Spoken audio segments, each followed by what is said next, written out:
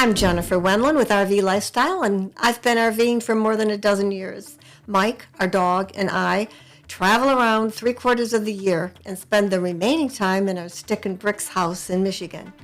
Over the years, I've learned a lot, but boy, did I have a lot of questions when we first started out, especially about concerns I have as a woman. I've also met countless women RVers who had many of the same questions as I did. So, I'm making this video to answer the questions most often asked by female RVers, whether they're traveling solo, with a partner, or with families. I'll mention several resources which you can find in the video description below.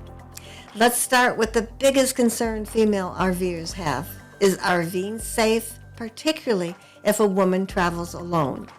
I travel with my husband and a 70-pound dog, so I have that added sense of security. However, when we started out, I was worried about safety in campgrounds, especially when we boondocked. Experience has shown me that I was way more worried than I needed to be. Camping and boondocking are safe.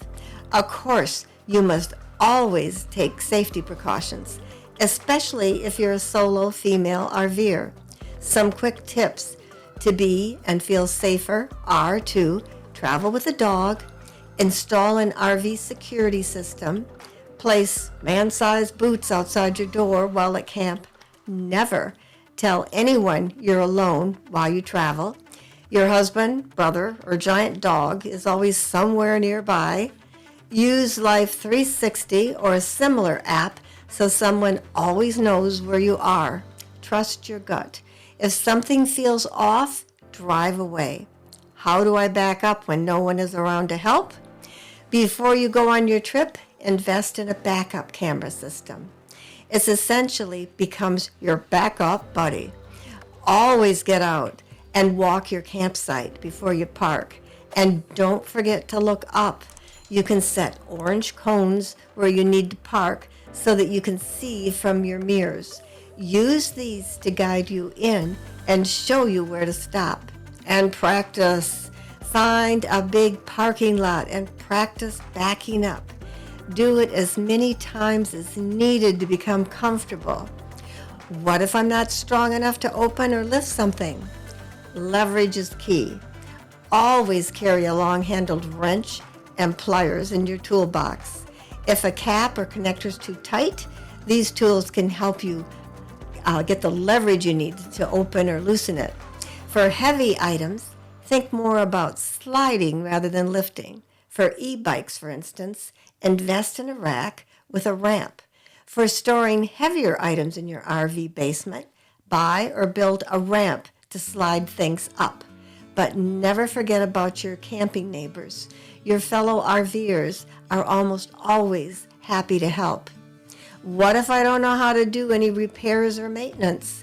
I'm not handy, nor is Mike. But we have learned that knowing how to do basic repairs and maintenance is imperative.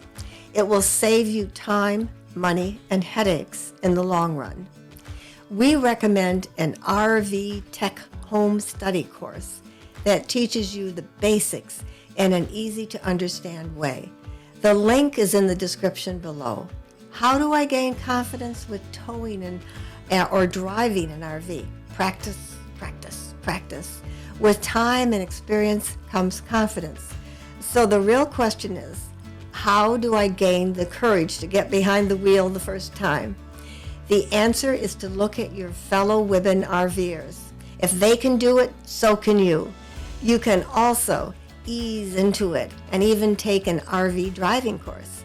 That's exactly what I did. I went to an RV driving school after we bought our fifth wheel trailer, and it definitely boosted my confidence and skill level. How do you maintain your sanity when traveling with a partner or kids in a small RV? It can be hard, but there are 3 things that protect my and Mike's relationship while traveling. First, the 3:30 rule, where we only drive 330 miles or until 3:30 p.m. each travel day.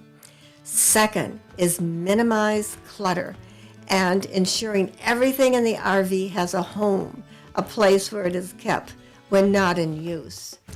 Third, the reset button. There are lots of little frustrations that RVing with others, and anyone must be able to pause, take a breath, and press the reset button on their attitudes. How do you convince family and friends that you can do this? That you're going to be okay as a woman RVer? First, let me say that at some point, you will just have to show them. You will have to drive away and prove to them that you can do it. But there are some things you can do to lessen their fears. Here are some top tips.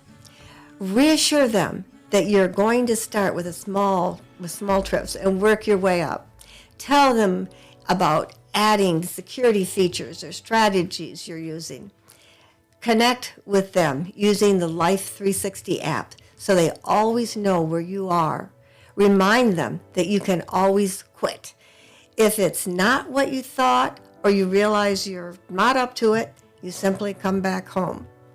Well, that's all of today's questions. Please let us know in the comments if you have any other questions as a female RVer. I'm Jennifer Wendland, and as one female RVer to another, I say go for it. Research, prepare, practice, and then hit the road.